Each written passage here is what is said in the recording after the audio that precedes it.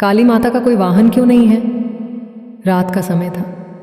आसमान में चांद तो था, लेकिन उसकी रोशनी जैसे धरती तक पहुंचने से डर रही थी। चारों तरफ अजीब सा सन्नाटा पसरा हुआ था और उसी सन्नाटे को चीरती हुई एक धीमी आवाज़ बार बार गूंज रही थी। तुम जानना चाहते हो कि मेरा कोई वाहन क्यों नहीं है? रवि ने अचानक पीछे मुड़कर देखा, लेकिन वहाँ कोई नहीं था। सिर्फ हवा थी, ठंडी और डर पैदा करने वाली। रवि पिछले कई दिनों से परेशान था। हर रात उसे एक ही सपना आता था, एक काली छाया, लाल आंखें और गले में मुंडमाला। वो छाया बस उसे देखती रहती और हर बार एक ही सवाल पूछती, क्या तुम सच जानने के लिए तैयार हो? शुरू में रवि ने इसे एक सामान्य सपना समझा, लेकिन धीरे धीरे वो सपना हकीकत में बदलने लगा। एक दिन जब वो मंदिर गया तो उसने देखा कि काली माता की मूर्ति के पास खड़ा पुजारी उसे घूर रहा है। पुजारी ने धीरे से कहा, तुम्हें बुलावा आ चुका है। रवि के पैरों तले ज़मीन खिसक गई। कौन सा बुलावा? पुजारी मुस्कुराया, लेकिन उसकी मुस्कान में डर छुपा था। जिसका कोई वाहन नहीं, वो खुद चलकर आता है। ये सुनते ही रवि के शरीर में सिहरन दौड़ गई। उस रात रवि ने फैसला किया कि वो सच्चाई जानकर ही रहेगा। जैसे ही घड़ी ने 12 बजाए, अचानक उसके कमरे की लाइट अपने आप बंद हो गई, खिड़की अपने आप खुल गई और तेज़ हवा के साथ एक आवाज़ आई, आओ। रवि जैसे किसी अदृश्य शक्ति के वश में हो गया।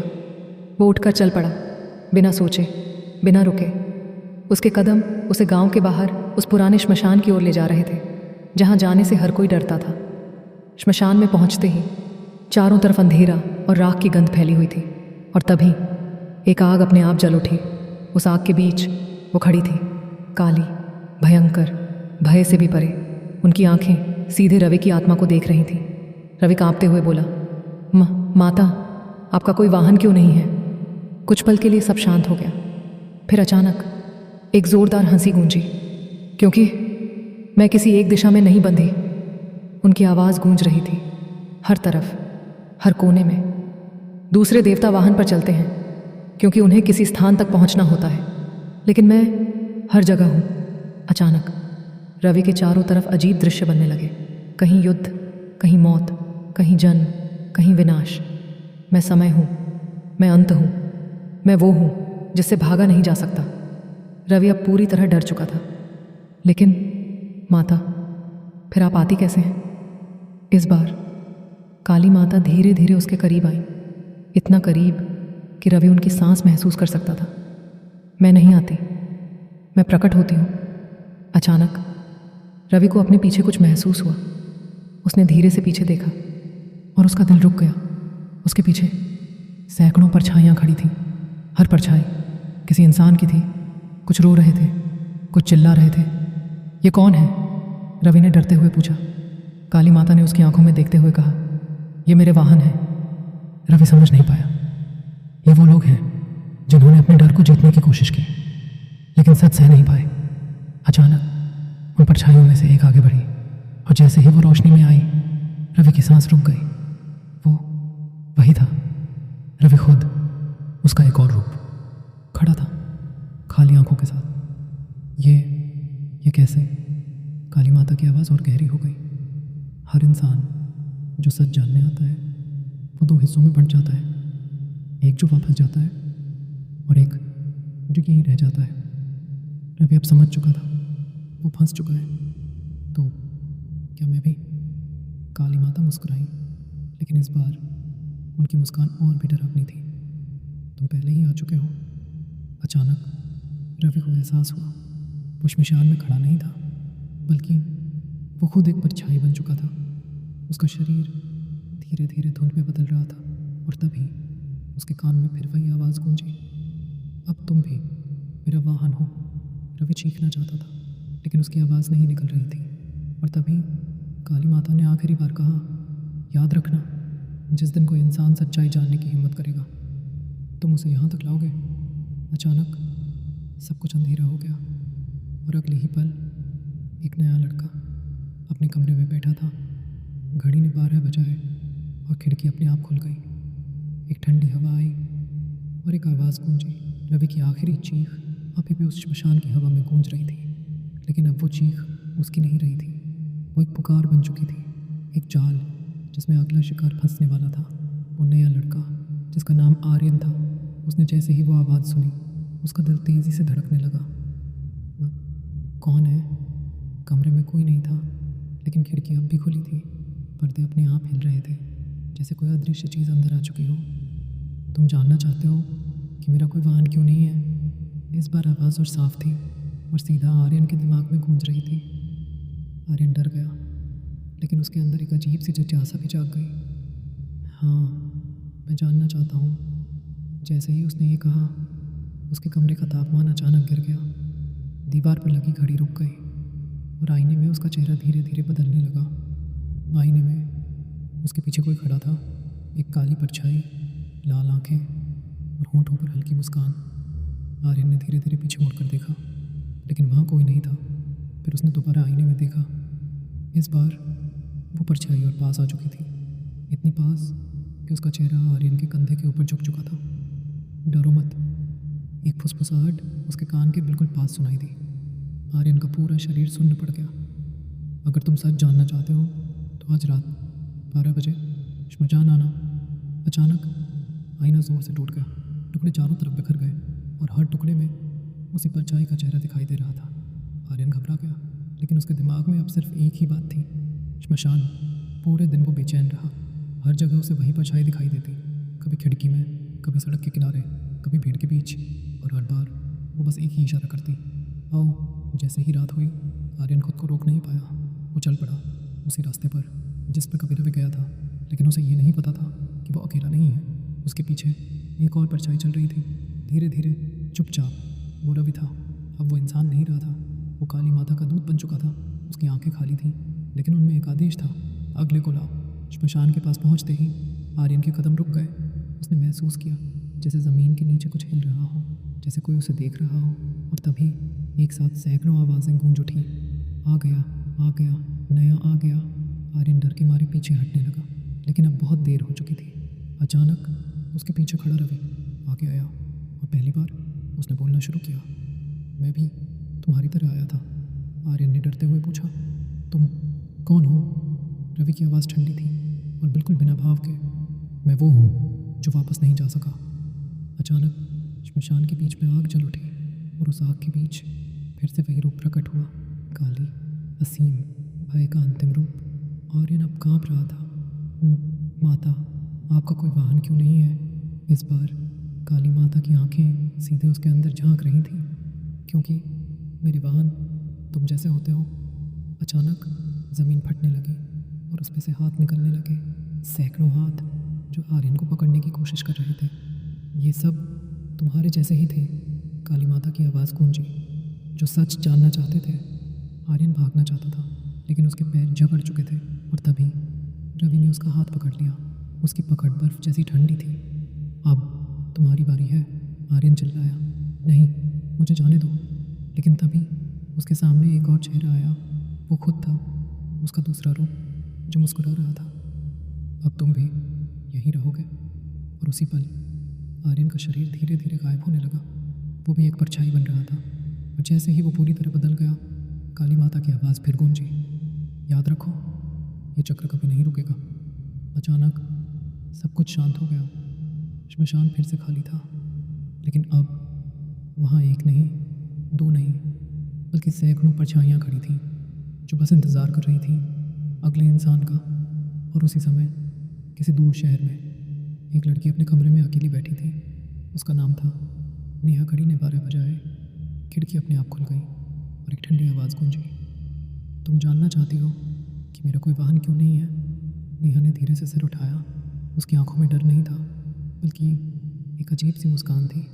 हाँ, मैं जानना चाहती हूँ। और जैसे ही उसने ये कहा, उसके पीछे आईने में पहले से ही सैकड़ों परछाइयाँ खड़ी थीं, लेकिन इस बार उनमें से एक परछाई धीरे धीरे आगे बढ़ी और उसकी शक्ल रवि जैसी नहीं थी। वो कोई और था, कोई जो अब तक सामने नहीं आया था। और उसकी आंखें बाकी सबसे अलग थीं, जिंदा और गुस्से से भरी। उसने धीरे से फुसफुसाया, इस बार कहानी वैसी नहीं होगी। नेहा की वो अजीब मुस्कान धीरे धीरे और गहरी होती गई, जैसे उसे पहले से सब पता हो, जैसे वो इस खेल का हिस्सा नहीं बल्कि उसका इंतज़ार कर रही हो। तभी आईने में खड़ी वो अलग परछाई और साफ दिखाई देने लगी। उसकी आंखें बाकी सबकी तरह खाली नहीं थीं, उनमें गुस्सा था, दर्द था और एक चेतावनी छुपी हुई थी। उसने फिर से फुसफुसाया, भाग जाओ, अभी भी समय है। लेकिन नेहा ने ज़रा भी डर नहीं दिखाया। उसने धीरे से जवाब दिया, मैं भागने नहीं आई, मैं ख़त्म करने आई हूँ। जैसे ही उसने ये कहा, कमरे की सारी चीज़ें अपने आप हिलने लगीं। दरवाज़ा ज़ोर से बंद हो गया, खिड़की की हवा तूफान बन गई और आईने के सारे टुकड़े हवा में उठकर घूमने लगे। हर टुकड़े में अलग अलग चेहरे दिख रहे थे, रवि, आर्यन और सैकड़ों अनजान लोग जो अब सिर्फ परछाइयाँ बन चुके थे। तभी अचानक वो गुस्से वाली परछाई आईने से बाहर निकल आई और पहली बार उसने अपना असली रूप दिखाया। वो इंसान था, लेकिन अधूरा। उसका आधा शरीर जैसे धुंध में गायब था। उसने नेहा का हाथ पकड़ लिया। उसकी पकड़ में दर्द था, लेकिन साथ ही एक ताकत भी थी। अगर तुम सच में इसे ख़त्म करना चाहती हो तो तुम्हें उसके पास जाना होगा, लेकिन इस बार अपने डर के साथ नहीं, अपने क्रोध के साथ। नेहा ने बिना झिझक सिर हिला दिया। तभी अचानक दोनों के पैरों के नीचे ज़मीन गायब हो गई और वो सीधे उसी श्मशान में पहुंच गए। लेकिन इस बार श्मशान पहले जैसा नहीं था। ज़मीन से काला धुआं निकल रहा था, आसमान लाल हो चुका था और चारों तरफ वो परछाइयाँ खड़ी थीं। लेकिन इस बार वो शांत नहीं थी, वो चिल्ला रही थी, वो आ गई, वो आ गई। तभी काली हंसी गूंजी, पहले से भी ज़्यादा भयानक, और अंधेरे के बीच से वही स्वरूप प्रकट हुआ, काली। लेकिन इस बार उनकी आंखों में गुस्सा नहीं, बल्कि जिज्ञासा थी। तुम बाकी सब जैसी नहीं हो, उनकी आवाज़ ने पूरे श्मशान को हिला दिया। नेहा ने बिना डरे उनकी आंखों में देखा, क्योंकि मैं सच जानने नहीं, सच बदलने आई हूँ। ये सुनते ही चारों तरफ खामोशी छा गई। फिर अचानक ज़मीन ज़ोर से कांपी और सारे हाथ जो पहले लोगों को पकड़ते थे अब नेहा की तरफ बढ़ने लगे। लेकिन इस बार वो रुक गए, जैसे किसी ने उन्हें रोक दिया हो। वो अधूरी परछाई आगे आई। यही फ़र्क है, ये डर से नहीं आई। काली माता की मुस्कान धीरे धीरे वापस आई, लेकिन इस बार वो अलग थी। तो तुम सोचती हो तुम इस चक्र को तोड़ सकती हो? नेहा ने ज़ोर से कहा। हाँ। तभी अचानक उसके आसपास खड़ी सारी परछाइयाँ कांपने लगीं, जैसे उनमें कोई हलचल हो रही हो। कुछ चेहरों में फिर से भाव आने लगे, कुछ आंखें फिर से जिंदा होने लगी। रवि की परछाई भी धीरे धीरे हिलने लगी। उसकी आंखों में पहली बार एक चमक आई। काली माता ने यह देखा और उनकी आंखें गहरी हो गईं। अगर ये चक्र टूट गया तो तुम जानती हो क्या होगा? नेहा ने जवाब दिया। हाँ, फिर आप अकेली रह जाएंगी। ये सुनते ही पूरा श्मशान गूंज उठा, एक ऐसी हंसी से जो दर्द और क्रोध दोनों से भरी थी। मैं कभी अकेली नहीं होती। अचानक काली माता का रूप और विशाल हो गया। उनके पीछे अनगिनत चेहरे उभरने लगे, जन्म, मृत्यु, समय, सब एक साथ। मैं ही ये चक्र हूँ। नेहा कुछ पल के लिए चुप हो गई, लेकिन फिर उसने धीरे से कहा, तो फिर आपको भी ख़त्म होना होगा। ये सुनते ही हवा रुक गई, समय जैसे थम गया और पहली बार काली माता की आंखों में एक हल्की सी चमक आई, जैसे उन्हें चुनौती पसंद आई हो। तो कोशिश करो। और उसी पल सारी परछाइयाँ एक साथ नेहा की तरफ बढ़ीं, लेकिन इस बार हमला करने के लिए नहीं, बल्कि जैसे किसी आदेश का इंतज़ार कर रही हो। नेहा ने आंखें बंद की और जैसे ही उसने खोली, उसकी आंखें भी लाल हो चुकी थीं। उसके पीछे वही अधूरी परछाई अब पूरी होने लगी। उसका शरीर फिर से बन रहा था और उसने धीरे से कहा, अब शुरू होता है असली खेल। तभी अचानक श्मशान के बीच एक गहरी दरार खुल गई। उसमें से एक ऐसी चीख निकली जो इंसानी नहीं थी, और उस दरार के अंदर कुछ और था, कुछ जो काली माता से भी पुराना लग रहा था। काली माता ने भी पहली बार उस तरफ देखा और उनकी मुस्कान धीरे धीरे गायब होने लगी। ये किसने जगाया? नेहा ने भी उस दरार की तरफ देखा और उसकी आवाज़ कांप गई। मैंने नहीं। और तभी उस अंधेरे के अंदर से दो जलती हुई आंखें खुली जो सीधा काली माता को घूर रही थीं, और एक भारी आवाज़ गूंजी, तुमने बहुत समय तक खेला, अब मेरी बारी है। और उसी पल सारी परछाइयाँ अचानक ज़मीन पर गिर गईं, जैसे उनकी शक्ति खींच ली गई हो। रवि, आर्यन और बाकी सब कमज़ोर पड़ने लगे। नेहा समझ गई, अब जो आ रहा है वो इस कहानी का हिस्सा नहीं था, बल्कि कुछ और ही शुरू होने वाला था। और काली माता पहली बार पूरी तरह शांत खड़ी थी, बिना हिले, बिना बोले, जैसे वो भी इंतज़ार कर रही हूँ कि आगे क्या होगा। उस अंधेरे से निकली हुई आवाज़ अब और साफ़ हो रही थी, भारी, गूंजती हुई, जैसे हर दिशा से एक साथ आ रही हो। नेहा के कानों में वो आवाज़ चुभ रही थी, लेकिन काली माता अब भी शांत खड़ी थी। उनकी आंखें उस दरार में टिकी थीं, जैसे वो किसी पुराने, बहुत पुराने सत्य को पहचान चुकी हों। तभी उस दरार के अंदर से काला धुआं बाहर आने लगा, लेकिन ये साधारण धुआं नहीं था। उसमें चेहरे थे, अनगिनत चेहरे जो दर्द में चीख रहे थे, और हर चीख में एक ही शब्द था, मुक्ति। नेहा पीछे हटने लगी, लेकिन उसके पैर जैसे ज़मीन में धंस गए थे। वो हिल नहीं पा रही थी। तभी वो अधूरी परछाई, जो अब लगभग पूरी हो चुकी थी, उसके सामने आकर खड़ी हो गई। अब समझ आ रहा है ये क्या है? नेहा ने कांपते हुए पूछा। परछाई ने धीरे से कहा, ये वही है जिससे ये भी डरती है। नेहा की नज़र तुरंत काली माता की तरफ गई और पहली बार उसने उनके चेहरे पर एक हल्की सी सख्ती देखी। डर नहीं, लेकिन एक चेतावनी ज़रूर। तभी उस दरार में से एक हाथ बाहर निकला, बहुत बड़ा, काला, और उस पर अजीब से चिन्ह बने हुए थे, जैसे समय से भी पुराने हों। उसने ज़मीन को पकड़ा और धीरे धीरे बाहर आने लगा। हर हरकत के साथ ज़मीन कांप रही थी। श्मशान की राख हवा में उड़ रही थी और सारी परछाइयाँ ज़मीन पर गिरकर तड़पने लगी, जैसे उनकी ऊर्जा खींची जा रही हो। रवि भी उनमें था। उसकी आंखों की वो हल्की चमक फिर से बुझने लगी। नेहा चिल्लाई, नहीं, ये सब फिर से ख़त्म हो जाएंगे। तभी काली माता की आवाज़ गूंजी, इस बार बहुत धीमी, लेकिन पूरे अस्तित्व को हिला देने वाली। ये अंत नहीं, ये संतुलन है। नेहा ने उनकी तरफ देखा। संतुलन? ये तो विनाश है। काली माता ने धीरे से अपनी नज़र नेहा पर डाली। हर विनाश एक संतुलन लाता है, जिसे तुम समझ नहीं सकती। तभी वो विशाल आकृति पूरी तरह बाहर आ गई। उसका कोई स्पष्ट रूप नहीं था, बस अंधेरा, और उसमें जलती हुई दो आंखें, जो अब काली माता और नेहा दोनों को देख रही थी। तुमने मेरे चक्र को छेड़ा, उसकी आवाज़ गूंजी। अब तुम्हें इसकी कीमत चुकानी होगी। अचानक उसने अपना हाथ उठाया और एक झटके में कई परछाइयाँ हवा में उठकर उसकी तरफ खींच गईं, और जैसे ही वो उसके अंदर समाईं, उनकी चीखें अचानक बंद हो गईं। एकदम शांति, डरावनी शांति। नेहा आप रो पड़ी। मैंने ये नहीं चाहा था। परछाई ने उसके कंधे पर हाथ रखा। लेकिन तुमने दरवाज़ा खोला। काली माता अब आगे बढ़ी। उनकी चाल धीमी थी, लेकिन हर कदम के साथ ज़मीन स्थिर हो रही थी, जैसे वो उस अराजकता को रोक रही हो। ये मेरा क्षेत्र है, उन्होंने उस अंधेरे को कहा। यहाँ का संतुलन मैं तय करती हूँ। अंधेरा हंसा, एक ऐसी हंसी जो खालीपन से भरी थी। तुमने संतुलन को खेल बना दिया, अब मैं इसे ख़त्म करूँगा। तभी अचानक काली माता का रूप और विशाल हो गया।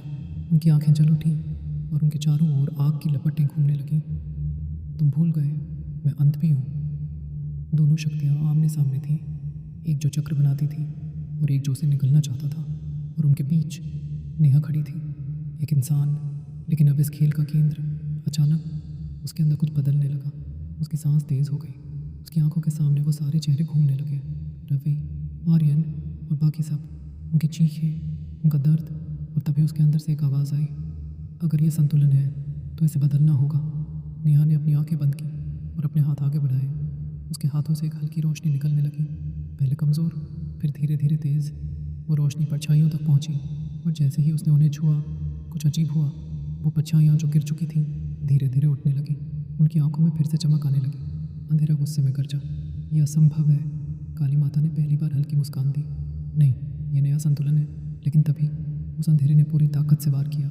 उसकी ऊर्जा सीधे नेहा की तरफ आई और एक तेज़ धमाके के साथ सब कुछ रोशनी और अंधेरे में डूब गया। कुछ पल के लिए कुछ भी दिखाई नहीं दिया। फिर धीरे धीरे जब धुआं छंटा तो एक अजीब दृश्य सामने था। काली माता उस अंधेरे को रोक रही थी और नेहा उनके बीच खड़ी थी, लेकिन अब वो पहले जैसी नहीं थी। उसकी आंखें पूरी तरह लाल थीं और उसके पीछे अब कोई परछाई नहीं थी, बल्कि एक पूरा प्रकाश खड़ा था, जैसे वो खुद एक नई शक्ति बन चुकी हो। और तभी उसने धीरे से कहा, अब ये चक्र मेरे नियमों से चलेगा। और उसी पल पूरी दुनिया जैसे एक बार फिर कांप उठी, क्योंकि कुछ ऐसा शुरू हो चुका था जो पहले कभी नहीं हुआ था। और दूर कहीं एक और इंसान अपने कमरे में बैठा अचानक उठ गया। उसकी घड़ी ने 12 बजाए और खिड़की अपने आप खुल गई। लेकिन इस बार जो आवाज़ आई वो अलग थी। तुम जानना चाहते हो सच क्या है? और इस बार उस आवाज़ में काली माता की गूंज नहीं थी, बल्कि नेहा की थी। और अंधेरे के अंदर वो पुरानी शक्ति अभी भी पूरी तरह ख़त्म नहीं हुई थी। उसकी आंखें अब भी खुली थीं और वो इंतज़ार कर रही थी। सही पल का उस अंधेरे की आंखें अब भी चमक रही थीं, लेकिन अब उसकी चमक में पहले जैसी ताकत नहीं थी। नेहा की चारों ओर फैली रोशनी धीरे धीरे पूरे श्मशान को भरने लगी। हर परछाई जो अब तक डर और बंधन में थी, वो कांपते हुए खड़ी होने लगी। रवि, आर्यन और बाकी सब, उनकी आंखों में पहली बार शांति दिख रही थी, जैसे कोई बोझ उतर रहा हो। अंधेरा एक बार फिर गरजा, ये ख़त्म नहीं हुआ। जब तक डर है मैं रहूँगा। उसकी आवाज़ कमज़ोर हो चुकी थी, लेकिन सच अभी भी उसमें था। नेहा ने उसकी तरफ देखा। अब उसके चेहरे पर डर नहीं था, सिर्फ समझ थी। हाँ, तुम कभी पूरी तरह ख़त्म नहीं हो सकते, क्योंकि डर इंसान के अंदर ही पैदा होता है। काली माता चुपचाप ये सब देख रही थी। उनकी आंखों में अब क्रोध नहीं, बल्कि एक गहरी स्वीकृति थी, जैसे वो इस परिणाम को पहले से जानती हो। नेहा ने धीरे धीरे अपने हाथ आगे बढ़ाए और उस अंधेरे की तरफ बढ़ी। परछाइयाँ घबरा गईं, लेकिन उसने उन्हें रोका। अब भागने का समय ख़त्म हो गया। जैसे ही उसने उस अंधेरे को छुआ, एक तेज़ प्रकाश फूटा और उस अंधेरे की चीख पूरे आकाश में गूंज उठी। लेकिन ये विनाश की चीख नहीं थी, ये टूटने की थी, जैसे कोई बंधन टूट रहा हो। धीरे धीरे वो अंधेरा बिखरने लगा। उसके अंदर फंसी हुई सारी आत्माएं एक एक करके बाहर आने लगीं और फिर हवा में घुलती चली गई, शांत, मुक्त। अंत में सिर्फ एक हल्की सी छाया बची, जो धीरे धीरे धुंध में बदल गई और पूरी तरह गायब हो गई। श्मशान अब वैसा नहीं रहा। वहाँ अब सन्नाटा नहीं था, बल्कि एक अजीब सी शांति थी। काली माता ने नेहा की तरफ देखा। तुमने चक्र को ख़त्म नहीं किया, नेहा ने हल्की मुस्कान के साथ कहा। मैंने उसे समझ लिया। काली माता की आंखों में एक चमक आई। और यही सबसे बड़ा अंत होता है। धीरे धीरे उनका विशाल रूप भी शांत होने लगा। उनकी अग्नि बुझने लगी और वो सामान्य रूप में आ गई। अब तुम्हें पता है मेरा कोई वाहन क्यों नहीं है? नेहा ने सिर झुका दिया। क्योंकि आप हर उस जगह प्रकट होती हैं जहाँ डर और सत्य टकराते हैं। काली माता मुस्कुराई। और अब तुम भी। इतना कहकर उनका रूप धीरे धीरे आकाश में विलीन हो गया, जैसे वो कभी थी ही नहीं। श्मशान खाली हो गया। सारी परछाइयाँ जा चुकी थीं। सिर्फ नेहा खड़ी थी, लेकिन अब वो अकेली नहीं थी। उसके अंदर वो रोशनी थी जो संतुलन को समझ चुकी थी। अगले दिन दुनिया वैसे ही चल रही थी। लोग अपने काम में लगे थे। किसी को कुछ पता नहीं था, लेकिन कहीं किसी के अंदर जब भी डर पैदा होता या कोई सच से भागता, एक हल्की सी आवाज़ गूंजती। भागोगे या सामना करोगे? और कभी कभी रात के 12 बजे किसी की खिड़की अपने आप खुल जाती। लेकिन अब जो आवाज़ आती उसमें डर नहीं होता, बल्कि एक चुनाव होता। और उस चुनाव के साथ एक नई कहानी शुरू होती। क्योंकि अंत कभी सच में अंत नहीं होता, वो सिर्फ एक समझ होती है।